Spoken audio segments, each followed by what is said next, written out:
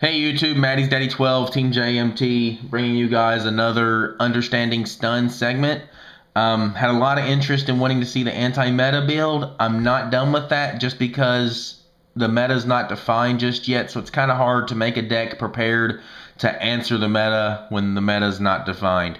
So, going to talk to you guys about boss monsters. This game is made around big pushes. A lot of stun players don't have the ability to make big pushes. We play a slow, methodical style of play, and you just don't have a lot of turns that you're able to make a big push for game because we don't have boss monsters. Boss monsters are usually what gives you the chance to push for a game like that. So what I'm going to talk to you about are stun decks that do have boss monsters, and they're stun decks that you should think about playing because they give you the same play style and they give you the chance to make the big push. So first, I'm going to talk about a monster that is available to every deck, but is a card that you can play in your stun deck and is very, very good. He's an excellent boss monster. Gores, the Emissary of Darkness. He gives you an immediate +1 by bringing out the token when you take battle damage. He gives you the opportunity to deal 2,700 points of damage to your opponent because once they attack you for the damage, you bring him and the token out. It becomes your turn. You run over the monster with Gores, then attack directly with the token, and that will almost always equal out to 27. However, we play a lot of back row, so your field is not always open to drop Gores. So you have to be a smart player when using Gores to make sure that you're able to pull him off at proper times. So yeah, Gores, not a card that you have to prepare for against stun. You have to be aware of Gores at any time when playing this game. Next, I want to talk about gadgets, and a deck that's gaining a lot of popularity is the Telegadgets, which focuses on emergency teleport, and the engine that you use will normally be 2 Krebins and a Psychic Commander. Towards the end of the last format, that was the monsters that they used because they were going into YuGiOh and Bryo an awful lot. Now you're not able to go YuGiOh, so you may see it now as 1 Krebin and 2 Psychic Commanders. But anyway about it, it gives you access to all of the nearly all of the generic synchro monsters and a lot of the specific synchro monsters. It gives you access to one of the best ones that I've seen so far has been the Karakuri Bori, which allows you to change the position of a monster and run it over. If you play it against a Dandy deck, you just turn their tokens to attack position and attack directly. Basically, you're just running over the token and dealing 2,600 points of damage. I mean, a really, really good card. Gives you access to really good synchro monsters. Once again, if you go Psychic Commander, this deck normally runs Gravekeeper Spies also, which gives you access to Arcanite Magician and gives you pluses out of that card. So just a really, really good card to try out in gadgets, and one of the more popular gadget decks that you will see right now will be the Telegadgets.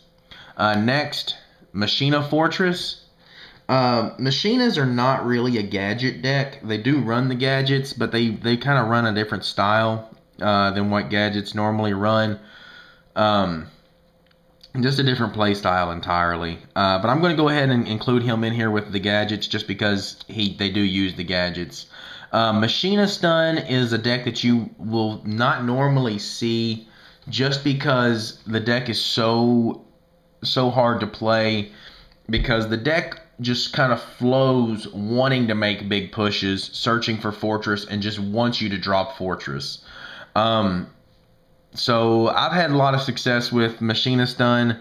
I'm probably going to try it out sometime during this format, but as of right now, not really for sure, just because they want to I feel like they want to swarm so much and they want to make big pushes. Fortress is normally a neg 1 because you'll discard Helm and a gadget to special summon Helm. However, his effect allows you to most of the time pay for himself, which makes him that much better in the game. So yeah, those are 2 boss monsters that you'll normally see out of gadgets. Next, let's talk about elemental heroes and the hero beat.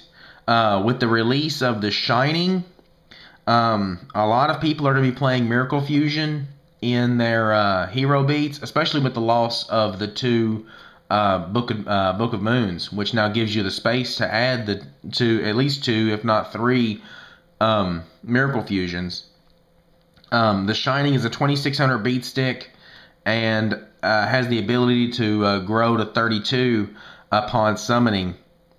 He gains 300 for every remove from play elemental hero monster, and it's just a really, really big beat stick that you have to deal with.